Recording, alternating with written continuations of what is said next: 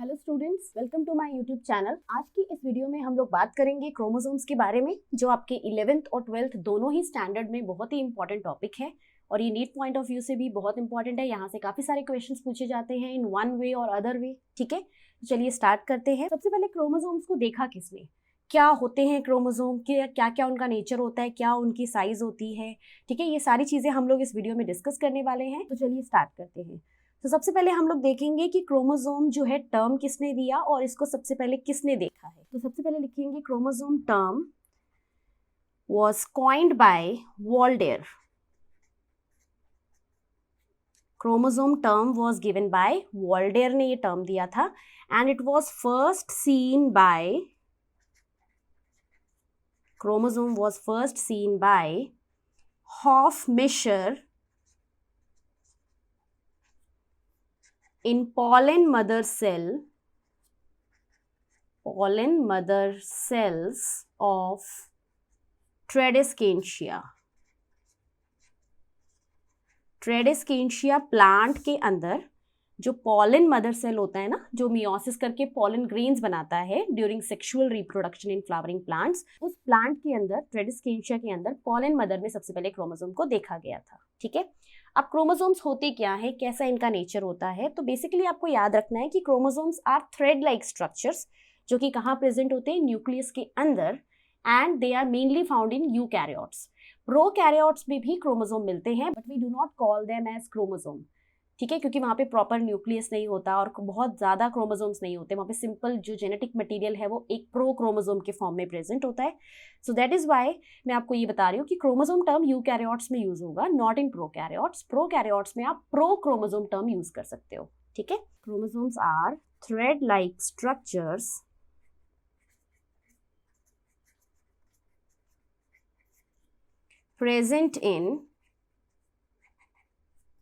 present in the nucleus of eukaryotes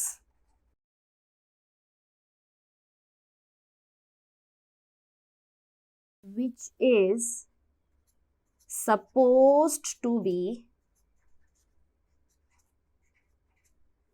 the bearer of, chromosome is the bearer of genetic information और hereditary character, ये आपको पता ही है ना। हेरिडिटरी कैरेक्टर होता है जो पेरेंट से प्रोजेनी में या ऑफस्प्रिंग के अंदर आता है from one generation to next. तो उसके कैरियर कौन है, उसके bearer कौन है, क्रोमोसोम्स ही होते हैं। Suppose to be the bearer of hereditary character.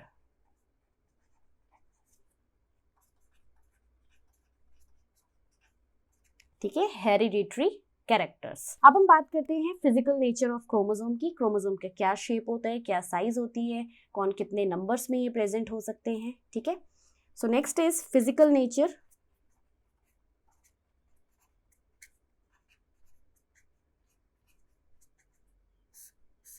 So physical nature में देखिए बेटा, सबसे पहले हम इसका शेप डिस्कस करते हैं। सो जो क्रोमोसोम है उसका शेप बहुत सारे टाइप का हो सकता है। It can be V shape, L shape, J shape and I shape. ठीक है, डिफरेंट डिफरेंट तरह के शेप्स होते हैं। ये जो शेप्स हैं यहाँ पर वी, एल, जे, आई, ये क्रोमोसोम के शेप उनके सेपरेशन के बेसिस पर होते हैं कि वो किस तरह से सेपरेट होते हैं ड्यूरिंग एनाफेज, जब सेल डिवाइड करता है उस टाइम पर। ठीक है, तो आप लोगों ने मेटासेंट्रिक क्रोमोसोम सुना होगा, सब मेटासेंट्रिक सुना होगा, उसी के बेसिस पे ये शेप्स आते हैं। तो शेप्स पे हम लोग एक अलग वीडियो बनाएंगे, वहां पे हम इसको डिस्कस करेंगे। ठीक है, तो अभी आपको बस शेप याद रखना है कि 4 तरह के हो सकते हैं, V, L, J and I. ठीक है, नेक्स्ट देखते हैं साइज। सो जो स्टैंडर्ड साइज होती है क्रोमोसोम की, that is 5 to 10 micrometre. This is the standard range. ज्यादातर क्रोमोसोम इसी रेंज के अंदर आते हैं, बट कुछ क्या होते हैं स्मॉलेस्ट होंगे, इस रेंज से कम होंगे और कुछ इससे ज्यादा भी हो सकते हैं। तो इसी में हम लिख लेंगे आगे। सबसे स्मॉलेस्ट जो क्रोमोसोम है वो मिलते हैं बर्ड्स के अंदर एंड फंजाई के अंदर, और उनकी साइज होती है 0.25 माइक्रोमीटर। तो आप देख सकते हो स्टैंडर्ड साइज 5 to 10 है, इनकी कम है, तो ये स्मॉलेस्ट हो गए। लार्जेस्ट देखो, लार्जेस्ट क्रोमोसोम के अंदर आ जाएंगे यहाँ पर एक लैम्प ब्रश क्रोमोसोम होता है जो कि सैलमेंडर में मिलता है। लैम्प ब्रश क्रोमोसोम, इसकी साइज है 5900 माइक्रोमीटर।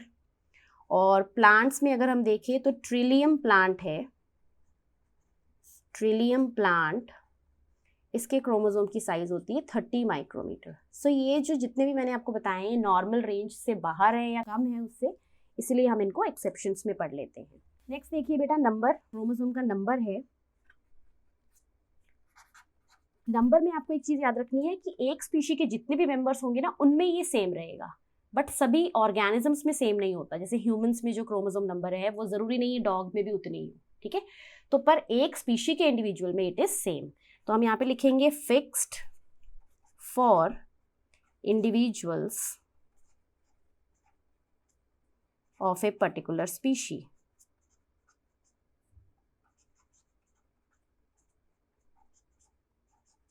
ठीक है, एक पर्टिकुलर स्पीशीज में ये नंबर सेम रहेगा। अब मैं आपको यहाँ पे कुछ लिस्ट बताती हूँ जो हमें पढ़नी है, जो नीट पॉइंट ऑफ व्यू से इंपॉर्टेंट है। वैसे तो हम लिस्ट बहुत बड़ी बना सकते हैं पर उसकी कोई जरूरत नहीं है, क्योंकि नीट में जो चीजें पूछी जाती है मैं आपको सिर्फ वही बताऊंगी, आपको सिर्फ वही लर्न करने हैं। सो अब हम यहाँ पे एक टेबल देखेंगे। इस टेबल में हम लोग डिफरेंट ऑर्गेनिजम्स के नाम लिखेंगे जो कि नीट पॉइंट ऑफ व्यू से इंपॉर्टेंट है, और इसमें हम देखेंगे कि उनके डिप्लॉयड कंडीशन में कितने मिलते हैं क्रोमोसोम और हैप्लॉयड में कितने मिलते हैं। तो मैं आपको थोड़ा सा डिप्लॉयड और हैप्लॉयड के बारे में थोड़ी सी इन्फॉर्मेशन दे देती हूँ। डिप्लॉयड का मतलब होता है 2 सेट्स में, क्रोमोसोम के 2 सेट्स होंगे, और haploid means single set.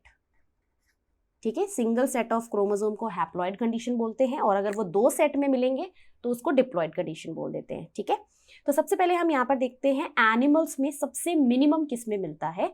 So first हम यहाँ पे लिखेंगे एस्कैरिस मेगैलोसिफेला, मेगैलोसिफेला, ये एनिमल है। ठीक है, इसमें सबसे मिनिमम मिलते हैं एनिमल्स के अंदर मिनिमम क्रोमोसोम। ठीक है, तो इसमें देखो यहाँ पे डिप्लॉयड कंडीशन में 2 होता है और हैप्लॉयड कंडीशन में 1।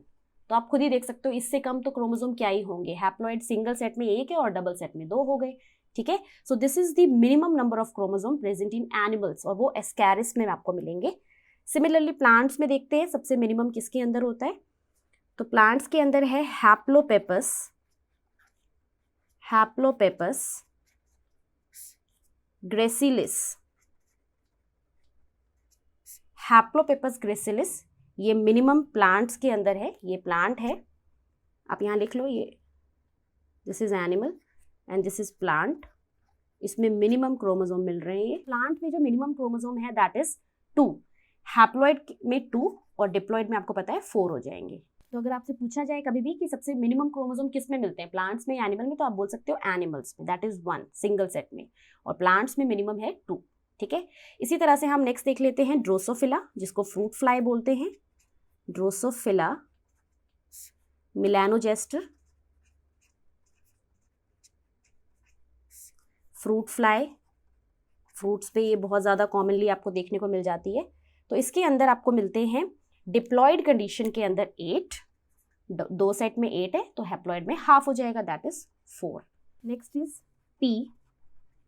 तो पी होता है पाइसम सेटिवम, जो कि हम जेनेटिक्स में पढ़ते हैं। सबसे कॉमन मेंडल का प्लांट जिन्होंने उस पर काम किया था।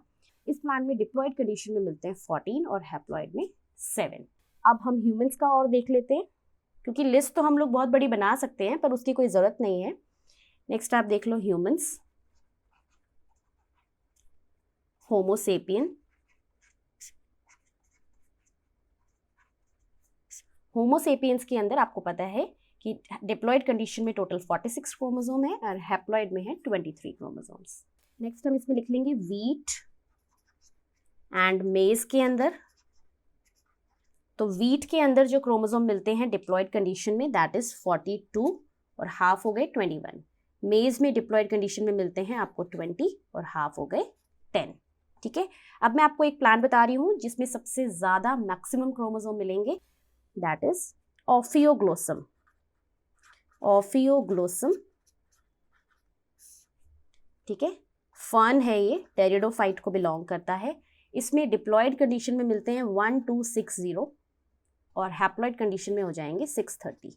तो बस आप इतनी लिस्ट याद कर लीजिए, ये मोर देन इनफ है। और इसमें आपके सारे जो इम्पॉर्टेंट ऑर्गेनिज्म है जिनके क्रोमोसोम्स पूछे जाते हैं वो सारे इसके अंदर कवर हो चुके हैं। आगे हम देखते हैं कि जो क्रोमोसोम है उसका केमिकल नेचर कैसा होता है, वो किस चीज से बना होता है। ठीक है, हमने ये तो देख लिया कि chromosome are the bearer of hereditary character, वो हेरिडिटरी कैरेक्टर के बियरर है, पर क्रोमोसोम बने किस चीज से होते हैं वो अब हम यहाँ पे डिस्कस कर लेते हैं। So next is chemical nature of chromosome.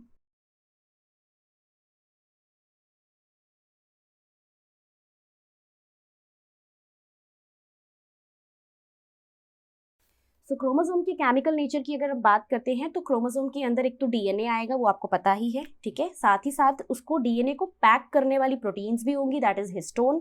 साथ ही कुछ आरएनए भी होगा और कुछ अलग तरह की प्रोटीन्स भी होती है जिनको हम बोलते हैं नॉन हिस्टोन प्रोटीन्स। ठीक है, तो सबसे पहले हम लिखेंगे इसमें डीएनए आता है, नेक्स्ट इसके अंदर आता है हिस्टोन्स। ठीक है, तो डीएनए और हिस्टोन्स मैं आपको यहाँ पे क्लियरली बता दूंगी कि डीएनए और हिस्टोन क्या होते हैं। डीएनए आपको सबसे पहले याद रखना है क्रोमोसोम में 40% है, 40% डीएनए से बना होता है क्रोमोसोम। हिस्टोन्स जो होते हैं दैट इज 50%। ये जो मैं आपको यहाँ पे नेचर बता रही हूँ ये नीट में पूछा जा चुका है, यहाँ से क्वेश्चन आ चुके हैं नीट के अंदर कि what is the chemical nature of chromosome, किस किस चीज से बना होता है और कितने प्रोपोर्शन में कौन सी चीज उसके अंदर मिलती है। तो आपको एक चीज याद रखना है कि जो डीएनए है वो एसिडिक होता है, DNA is acidic in nature and negative charge का होता है डीएनए। ठीक है, डीएनए एसिडिक है क्योंकि आप डीएनए का फुल फॉर्म देखो, डीऑक्सीराइबोन्यूक्लिक एसिड, एसिड से बना हुआ है ना, तो इसका नेचर एसिडिक हो जाएगा और इस पे चार्ज होता है नेगेटिव। अब इसको पैक करने वाली प्रोटीन्स कौन सी है, हिस्टोन। तो हिस्टोन का नेचर इससे बिल्कुल ऑपोजिट होना चाहिए, है ना, तो वैसा ही होता है। हिस्टोन्स जो होती हैं दे आर बेसिक प्रोटीन्स, ये बेसिक होती हैं और पॉजिटिवली चार्ज होती हैं, इसीलिए ये डीएनए को बड़े आसानी से पैक कर देती है। ठीक है, नेक्स्ट देखो, इसके अलावा क्रोमोसोम के अंदर आरएनए मिलता है। आरएनए यहाँ पे मिलेगा 1 to 2%, सिर्फ, ज्यादा नहीं, 1 to 2%। एंड नेक्स्ट यहाँ पे मिलता है non histone chromosomal proteins, non histone chromosomal proteins.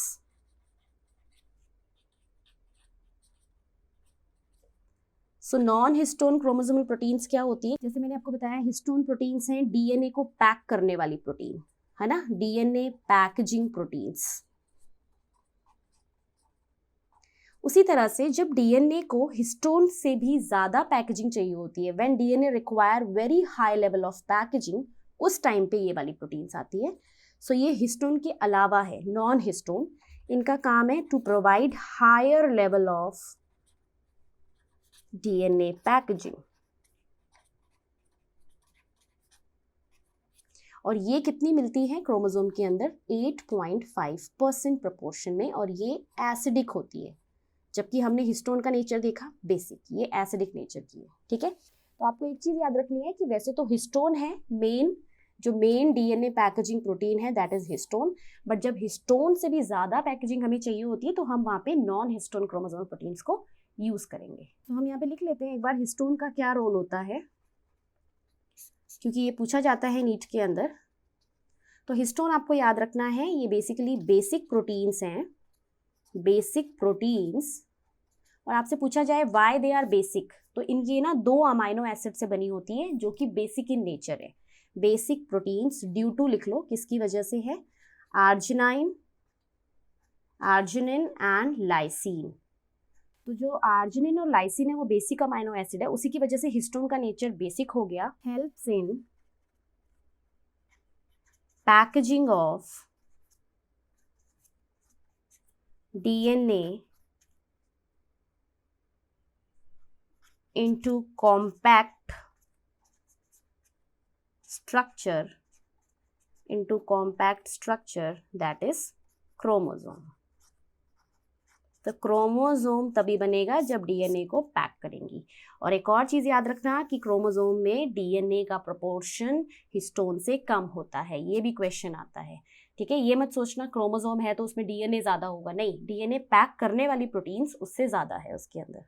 तो हमने ये सब देख लिया केमिकल नेचर ऑफ क्रोमोसोम। अब हम बात करते हैं कि क्रोमोसोम का स्ट्रक्चर कैसा होता है, वो दिखने में किस तरह का है, तो हम क्रोमोसोम का स्ट्रक्चर बनाते हैं। So next is structure of chromosome.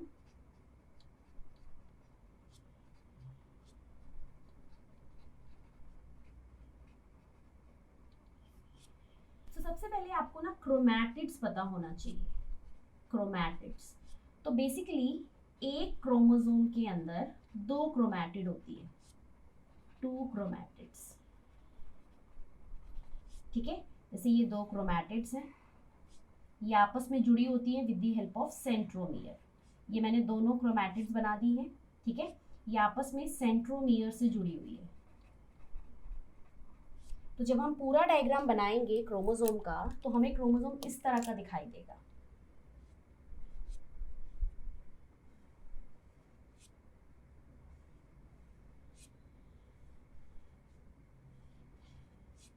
ठीक है, so this is the complete structure of chromosome. So ये पूरी एक क्रोमैटिड है, ये वाली, this entire is one chromatid, और ये है दूसरी वाली क्रोमैटिड। तो क्योंकि हमने इनको बीच में ज्वाइन कर दिया है तो इसीलिए बीच में ना कंस्ट्रिक्शन आ गई है। यहाँ पर आप देख रहे हो बीच के अंदर, यहाँ पर जब हमने इनको ज्वाइन किया, ये पॉइंट जो है जिसने ज्वाइन किया है दैट इज सेंट्रोमियर। सेंट्रोमियर की मदद से दोनों की दोनों जो क्रोमैटिड्स होती हैं वो जॉइंट रहती है। सेंट्रोमियर का क्या काम है हम लिख लेते हैं, ज्वाइनिंग ऑफ क्रोमैटिड्स। ये क्रोमैटिड्स को ज्वाइन करने में हेल्प करते हैं। तो जब ये ज्वाइन होंगी बेटा तो यहाँ पे अंदर कंस्ट्रिक्शन आ जाएगा। आप देख रहे हो यहाँ पे इस तरह से कंस्ट्रिक्शन आया है, तो इसी कॉन्स्ट्रिक्शन को हम प्राइमरी कॉन्स्ट्रिक्शन बोलते हैं। प्राइमरी कॉन्स्ट्रिक्शन, कॉन्स्ट्रिक्शन मतलब अंदर की तरफ चली गई है, तो उसी को कॉन्स्ट्रिक्शन बोलते हैं। तो आप ये बोल सकते हो centromere is also known as primary constriction. अब एक क्रोमोसोम में 2 क्रोमैटिड है, ये मैंने आपको बता दिया। कंफ्यूज नहीं होना है, इनको 4 आपको काउंट नहीं करना है। बहुत बच्चे इसमें कंफ्यूज हो जाते हैं, गलत कर देते हैं। आपको हमेशा याद रखना है 1 क्रोमोसोम के अंदर 2 ही क्रोमैटिड्स होती है। एक ही क्रोमोसोम की दोनों क्रोमैटिड्स को बोलते हैं सिस्टर क्रोमैटिड्स। ठीक है, chromatids of 1 chromosome are known as sister chromatids. दोनों बहनें हैं, एक ही क्रोमोसोम की है। ठीक है, अब आप देखो क्रोमोसोम के अंदर ना, यहाँ पे जब ये क्रोमैटिड्स क्रोमोसोम में जुड़ती है तो एक क्रोमैटिड बड़ी दिख रही है और एक क्रोमैटिड छोटी दिख रही है आपको, है ना। यहाँ पे हम बना लेते हैं दूसरा क्रोमोसोम।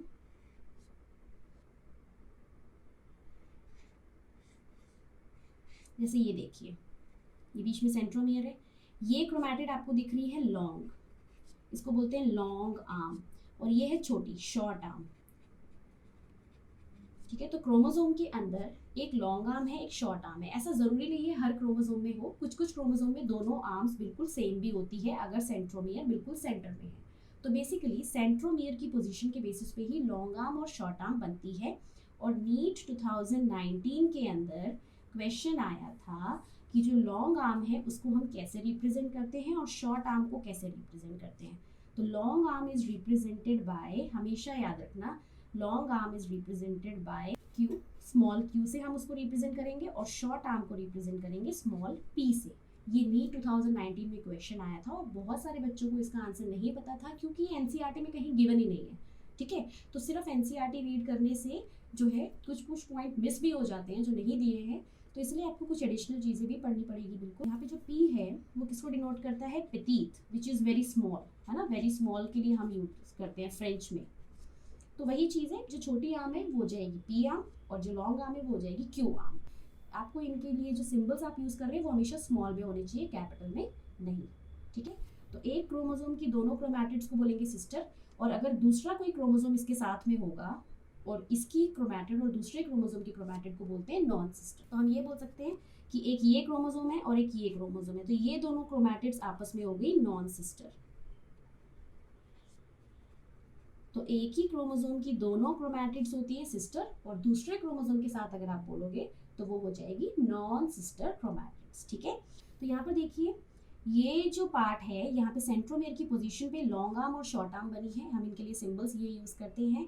लॉन्ग आर्म के लिए हम क्यू यूज़ करते हैं, शॉर्ट आर्म के लिए पी यूज़ करते हैं। नीट 2019 में क्वेश्चन आया था और इस बार भी आने के चांसेस हैं। ठीक है, अब देखिए एक ये क्रोमोसोम है और एक ये क्रोमोसोम है, इन दोनों की क्रोमैटिड्स को हम बोल देंगे नॉन सिस्टर, जबकि एक ही क्रोमोसोम की दोनों क्रोमैटिड्स को बोलते हैं सिस्टर। ठीक है, अब यहाँ पे ये जो आप बोल सकते हो सेंट्रोमियर थोड़ा नीचे है तो लॉन्ग और शॉर्ट आर्म बन गई, जबकि अगर सेंट्रोमियर बिल्कुल सेंटर में होगा तो there will be no long और शॉर्ट आर्म। ठीक है, सो आई होप आपको ये वीडियो अच्छी लगी होगी और आपको सारे पॉइंट्स क्लियर भी हो गए होंगे। तो अगर आपको वीडियो अच्छी लगी है, पसंद आई है, तो वीडियो को लाइक और शेयर जरूर करिए, और अगर आप मेरे चैनल पे नए हैं तो चैनल को सब्सक्राइब जरूर कर लीजिए। ये बिल्कुल फ्री ऑफ कॉस्ट है और यहाँ पे पूरी नीट से रिलेटेड इन्फॉर्मेशन मैं यहाँ पे आपको प्रोवाइड करती हूँ। Thank you so much for watching.